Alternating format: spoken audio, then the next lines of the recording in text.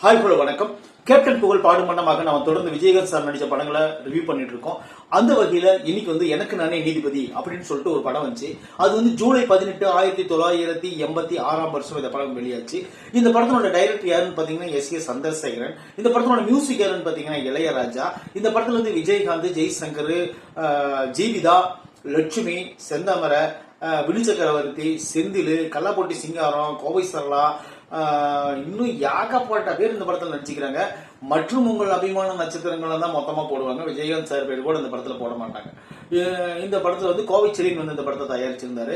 அது போல இந்த படத்துக்கு சண்டை பற்றியான்னு பாத்தீங்கன்னா சூப்பராயன். இந்த படத்துல எல்லாமே பர்ஃபெக்டா இருக்கும். அந்த மாதிரி வேற லெவல் படம் படம். இந்த படத்தோட கதையை சொல்றேன். எவ்வளவு சுருக்கமா இந்த படத்தோட கதையை நான் சொல்ல முடியுமோ சொல்றேன். கேட்டுட்டு உங்களுக்கு இந்த படம் கண்டிப்பா பிடிக்கும்னு நினைச்சீங்கன்னா கண்டிப்பா நம்ம கேப்டன் சாருக்காக இந்த படத்தை போய் நீங்க பாருங்க. நான் சொல்றேன் இந்த படத்தோட கதை.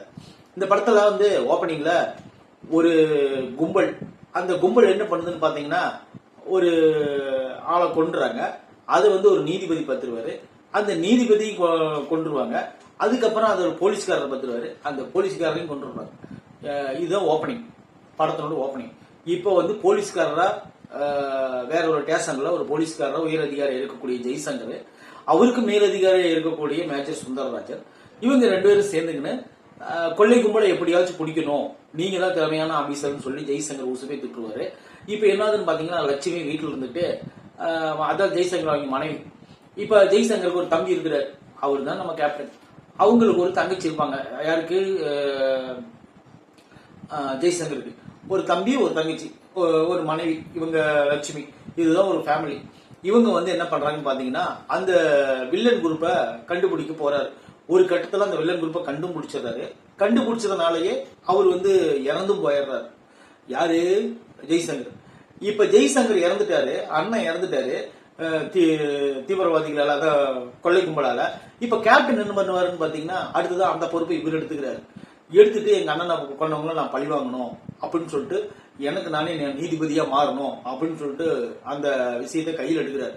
போலீஸா ஆன உடனே அந்த கொள்ளை கும்பலை தேடி வேட்டையாடுறாரு. ஆனா வேட்டையாடுற சீன்லாம் ஒவ்வொரு சீனும் பயங்கர சீனா இருக்கும். கேப்டனுடைய புகழ் பாடும் மன்னமாக நாம இந்த மாதிரி படங்கள்லாம் தொடர்ந்து ரிவ்யூ பண்ணிட்டு இருக்கோம். எஸ் சந்திரசேகரன் இந்த படத்துல ஒரு வக்கீல் கேரக்டர் பண்ணிருப்பாரு. அவ்வளவு அற்புதமான ஆர்கியூமெண்ட் பண்ணுவார். அதாவது ஒரு புரட்சி இயக்குனர் அப்படின்னு சொல்லி அவருக்கு ஒரு பேரே இருக்கு. அந்த அளவுக்கு ஒரு பவர்ஃபுல்லான வசனங்கள். இப்ப நடக்கக்கூடிய இந்த செயின் ஸ்நாச்சிங் எல்லாம் நீங்க பாத்துருப்பீங்க. ஹெல்மெட் போட்டுக்கிட்டு போய் செயின் ஸ்நாச் பண்ணுவாங்க. அது போல பிக் பாக்கெட் அடிக்கக்கூடியவங்க, இந்த போடும்போது பணத்தை திருடிட்டு ஓடுறவங்க ஹெல்மெட் போட்டுட்டு ஓடுவாங்க. இப்ப சமீப படங்கள் இந்த மாதிரிலாம் நிறைய நீங்க பாத்துருப்பீங்க, ராபரி படங்கள். அது போலதான் அந்த காலத்திலேயே அவங்க 1986 வருஷத்திலேயே எஸ் சந்திரசேகர் ஹெல்மெட் போட்டு ஒரு பொண்ணுகிட்ட இருந்து பணம் பறிச்சுட்டு போற மாதிரி ஒரு சீன் வச்சிருப்பாரு. அதெல்லாம் அப்பயே நடந்திருக்கு அப்படிங்கிறதுக்கு ஒரு உதாரணம் நம்ம எடுத்துக்க வேண்டியதான். அது போல இந்த படத்துல வில்லன் யாருன்னு ஃபர்ஸ்ட் ஆஃப் சொல்லவே மாட்டாங்க. அது ஒரு பயங்கரமான ட்விஸ்டா இருக்கும். இன்னொரு விஷயம் என்னன்னு கேட்டீங்கன்னா கிளைமாக்ஸ்ல வேற ஒரு வில்லன் இருப்பாரு. அதையும் யாருன்னு சொல்ல மாட்டாங்க. கிளைமாக்ஸ்ல காட்டும் போது நம்மளுக்கே ஆச்சரியமா இருக்கும். அந்த மாதிரி சூப்பரா இருக்கும் அந்த படம். அது போல இந்த படத்துல முக்கியமான ரோல் யாருன்னு பாத்தீங்கன்னா நம்ம லட்சுமி தான். ஜெய்சங்கருக்காக அவர் வீரமா பேசுறதும், அவர் இறந்ததுக்கு அப்புறம் தன்னுடைய கொழுந்தனருக்கும் ஏதோ ஆயிருமோ அப்படின்னு சொல்லிட்டு அவர் பதறதும், உண்மையிலேயே அவர் சூப்பரான நடிப்பை வெளிப்படுத்திருக்காரு. அது போலதான் வினுசக்கரவர்த்தி தன் மகளுக்காக எந்த எல்லைக்கும் போய் என்ன விஷயம்னாலும் பண்ணக்கூடிய ஒரு அப்பாவா நடிச்சு சோகமான முடிவை ஏத்துக்குவாரு. அது போல இந்த படத்துல காமெடியா வந்திருக்கிற கல்லாப்பொட்டி சிங்காரம் ஃபர்ஸ்ட் ஹாப்ல காமெடியா வந்துட்டு, அப்புறம் பாத்தீங்கன்னா அவருக்கு ஒரு சோகமான முடிவு ஏற்பட்டுரும். அப்புறம் செந்தில் ஞாபகம் மறந்தே இந்த படத்து போல நடிச்சிருப்பாரு. கல்லாப்பொட்டி சிங்காரத்தினுடைய தம்பியை நடிச்சிருப்பாரு இந்த படத்துல. அவர் போலீஸா இருந்து இறந்ததுனால அவரோட பதவி இவருக்கு கிடைச்சது செந்திலுக்கு. இவர் பேர் இந்த படத்துல அறிவழகன். இவர் அந்த மாதிரி ஒரு ஞாபக மறதியா இருக்கிறதுனாலயே என்னவோ தெரியல, கோவை சரளா மேரேஜ் பண்ணிக்கின்னு அவர் பண்ற கஷ்டமெல்லாம் வேற லெவல் இருக்கும். அப்புறம் அவருக்கு தனியா ஒரு சாங்கு கொடுத்திருப்பாங்க இந்த படத்துல செந்திலுக்கு. உண்மையிலே அந்த சாங் நல்லா தான் இருந்துச்சு.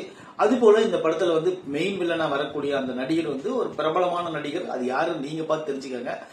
அது போல இந்த படத்துல அந்த பெரிய வில்லன், அந்த வியட்நாம் காலனி படத்துல பிரபுகோட முதல்வர் ராவுத்தர் அப்படிங்கிற ஒரு கேரக்டர், அவரு இந்த படத்துல நடிச்சிருப்பாரு. அப்பா சாமி வேற லெவல். அவர் மாமிசா மலையா இருப்பாரு. அவர் கொல்ற சீன்லாம் டாப் லெவல் இருக்கும். அதுவும் அந்த ரன்னிங் சீன் அந்த அம்மாவுக்கு துரத்திட்டு போவார், ஒரு கேசட் எடுத்துட்டு ஓடும் அந்த அம்மா.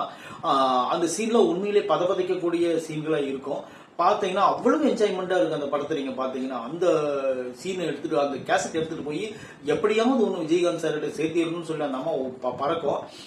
அவரு அதுக்கு தகுந்த மாதிரி ஒடியாரு வேற லெவல் இருக்கு அந்த சீன்லாம். சேசிங் சீனு, ஃபைட்டிங் சீனு, இந்த படத்துல இருக்கிற பாடல்கள், மியூசிக், இந்த படத்துல ஒளிப்பதிவு, இந்த படத்துல இருக்கிற எல்லாம் பர்ஃபெக்ட், ஆல் ரைட், சூப்பரா இருக்கும்.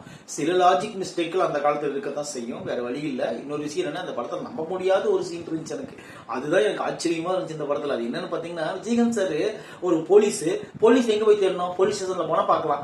ஆனா செந்தாமரை என்ன பண்ணுவாருன்னு பாத்தீங்கன்னா, அவன் எங்க இருக்கிறான்னு சொல்லு, இல்லைன்னா நான் அவனை சுற்றுவேன் அப்படின்னு சொல்லிட்டு அவங்க ஆளுங்கிட்ட சொல்லி வர சொல்லுவாரு. அவங்களும் அது பண்ணிட்டு பண்ணுவாங்க. இதெல்லாம் நம்ம முடியாத சீன் தான். ஆனா இருந்தாலும் கூட அதெல்லாம் நம்மளுக்கு தேவையில்லை. ஆனா படத்தை பார்க்கும்போது நம்மளுக்கு அவ்வளவு ஒரு இன்ட்ரெஸ்டா இருக்கும், சூப்பரா இருக்கும். இந்த ஒரு ஆக்ஷன் படம் வந்து விஜயகாந்த் சாருக்கு வந்து ஒரு பெரிய மைல்கல்ல இருந்துச்சு. இன்னும் தொடர்ந்து நம்ம விஜயகாந்த் சார் படங்களை நம்ம ரிவ்யூ பண்ணிக்கிட்டே இருக்கலாம். இந்த படத்துல விஜயகாந்த் சார் பேர் வந்து விஜய், ஏன்னா விஜய்ங்கிற பேர் வந்து எஸ் ஏ சந்திரசேகர் பிடிச்ச பேர் இல்லையா, அதனால படம் எடுக்கும்போது விஜயகாந்த் பேரை விஜய்னே வச்சிருவாரு. அதுதான் அவரோட ஹாபிட்.